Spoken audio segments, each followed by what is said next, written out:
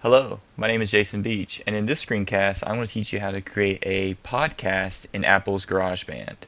Now, before we start, I think it's important to explain what a podcast is. A podcast is simply any audio that can be retrieved from RSS. Now, RSS stands for Really Simple Syndicate, and it's just an easy way of letting your viewers know that there's a new version of your podcast. It's really easy to do, and there are several companies that will set up RSS for you. But it's probably something you as a teacher really don't want to get into. So, TeacherWeb, if you decide to use TeacherWeb, has RSS built in. So when you set up a podcast on your web page, your students can actually see when something has changed, and they can actually go and retrieve that podcast. So what I want to do is I want to walk you through the basics of setting up a podcast, and then give you some examples of how you can use podcast in the classroom. So to get started, go ahead and open up GarageBand, and you should see the window as this window should appear, and click the podcast icon and choose in the bottom right corner. Go ahead and save your podcast.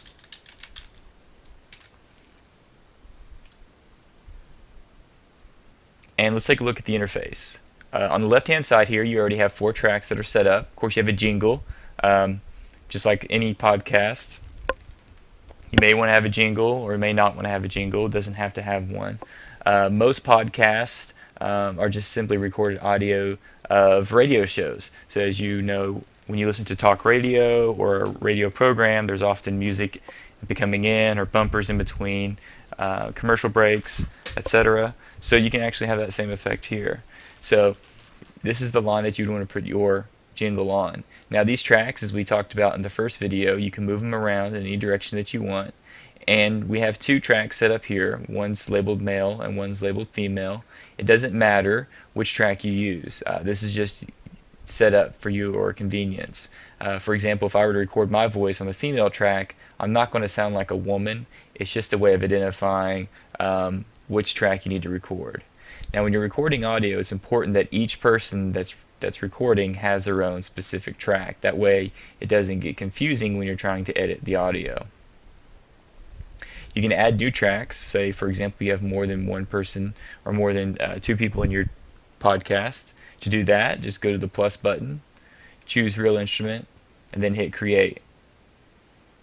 From this list here underneath Real Instruments, you can just choose vocals and then any vocal that you want.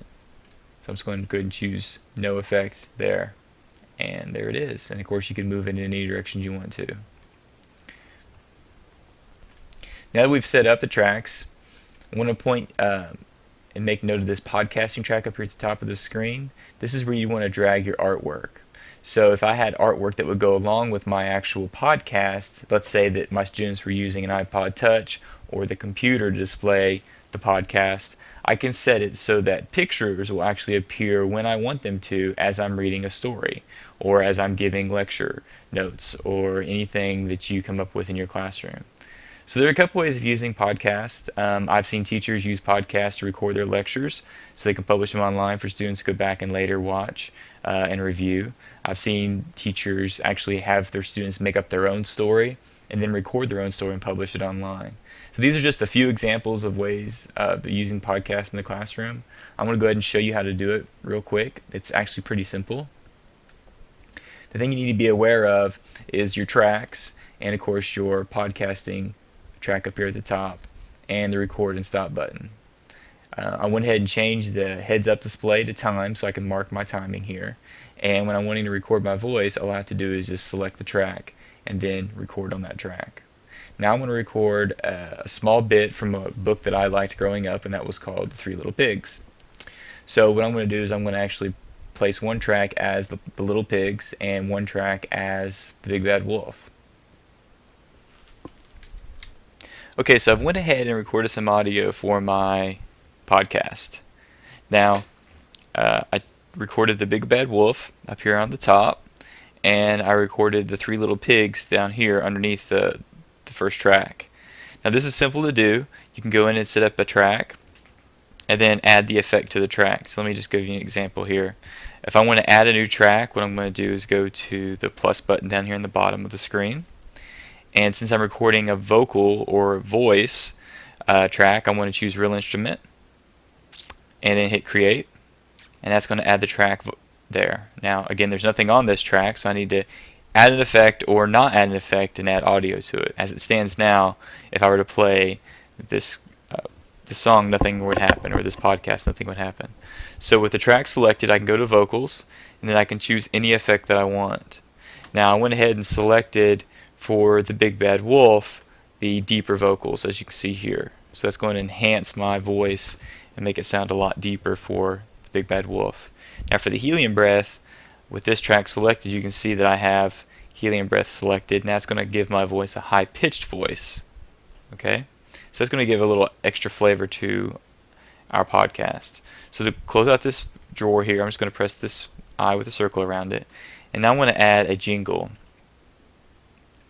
Now, if you've ever listened to talk radio, or if you listen to music on the radio, often DJs will fade in or fade out music. Very rarely do they just bring music in without a fading effect. You can do the exact same thing in GarageBand, and it's actually pretty easy to do. But before I do that, I want to show you a few things in the track info up here that you can work with and help save you some time working in your project. The first thing I want to show you is the mute button. This is going to mute just this track only. So if I'm recording on a separate track and I don't want this track volume to play while I'm recording, I definitely want to mute this track here. And you can do that by pressing the little speaker. And notice that those loops are now gray. I'll do the same thing with this one. So with the jingle selected, the jingle track selected, there's nothing on my jingle track line. I'm going to go to the loop browser, and I'm going to select a jingle from the selection that I have. So I'm just going to go to Cinematic and just choose the first one. Just click and drag that over, and you can close the drawer there. As you can see here, here's the jingle, and when I press play,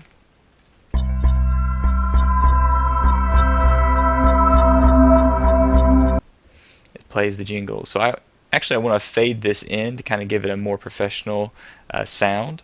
So to do that, it's real simple. What you'll need to do within the track info line here, right here, is press this down arrow. This gives you the track volume level for every single track. So if I press this one, I get the track volume level for this track. I press this one, I get the track volume level for this track. It's important to note that each track has its own volume line, so I can actually have one person's voice sound louder than the other person's voice. So that kind of gives the listener depth when they're listening. For example, if you want the person at the front, they're going to sound louder than the person, say, in the back, and you can actually increase or decrease the volume to get that effect. Since I want to fade in this jingle, what I'm going to do is the track volume line open. I'm actually going to place some marker beads on this track volume line. It's real simple. All you have to do is place your cursor on the line and then click once to add. You can add as many beads as you want to. Doesn't matter. And then with those beads on that track volume line, you can then simply click and move them around in any way that you want to. So you want to create a slope, and that slope is actually going to cause the fade in effect. So let's listen to it.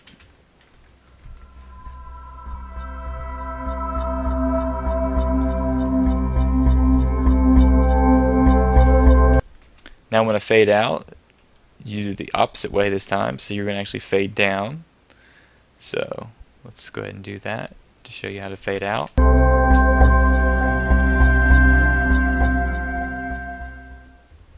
So it's pretty easy to work with the track volume lines, and I recommend if you're recording audio, always go into your track volume and increase it to the top.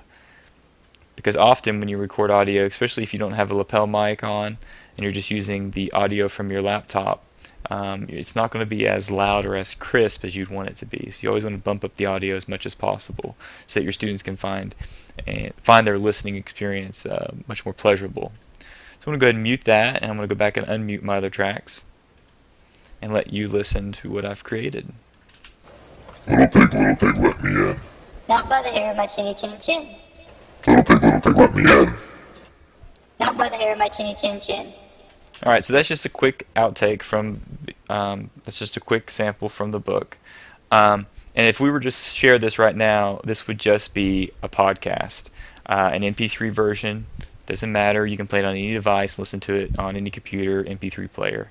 But if we wanted to add some spice to this podcast. If we want to add some pictures to it, we're going to create an enhanced podcast from that point on.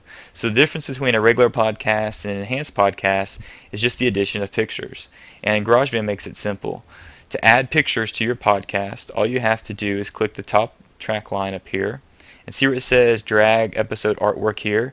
This is where you actually want to drag the artwork to appear if you have a device that will play enhanced podcast. Any device that has a screen, for example, like an iPod Touch, many phones will play enhanced podcast.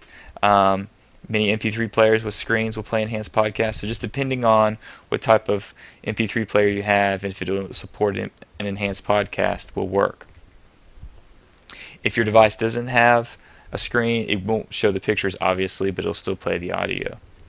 Okay, so I've got the podcast track set up, and this again comes on by default, so it's real easy to work with. And I'm just going to drag a picture from my desktop that I went and picked up off of Google Images. So there we go, that's the picture of the three little pigs, and that's going to appear as I'm shifting through all of my podcast so that you'll be able to see that. And if I want a wolf to represent the big bad wolf, I simply click and drag and drop that on top of the wolf voice. Now, I showed you in the last screencast how to trim the audio. I'm going to do the exact same thing with pictures. So with them both selected, I'm going to deselect and then select the area that I don't want and get rid of it. Now I can actually shrink this so it matches the actual volume of my wolf. And then I'm going to drag a picture in of the pigs. Again, same thing, kind of set that over the pigs. And I'm going to trim it up using the shortcut split, which is Command T. They're both selected. I'm going to deselect and then get rid of stuff that I don't need. Now since I already have this trimmed, I'm going to use another shortcut and I'm just going to copy it. So I'm going to use the shortcut Command C or Edit, Copy, and then move my playhead over to where I want it to paste, and then Command V or Edit, Paste. And do the same thing for the three little pigs. Copy, and then paste. So I want this to match the link of the story. So now as I play through, it will play through the picture. So as the playhead goes across and it goes over the male voice, this picture will play. As it goes over the female voice, the three little pigs voice will play. Now this enhanced podcast is almost finished. The last thing you need to do is share the podcast, and to do that you'll need to click share and then choose export podcast to disk, and make sure you choose AAC. Now AAC is the only compressor format for this purpose will hold pictures. If you chose MP3, the pictures will be excluded because the MP3 compressor doesn't allow for pictures. So if you want to make an enhanced podcast, make sure you set it up as AAC and then hit export and it'll be sent to your desktop.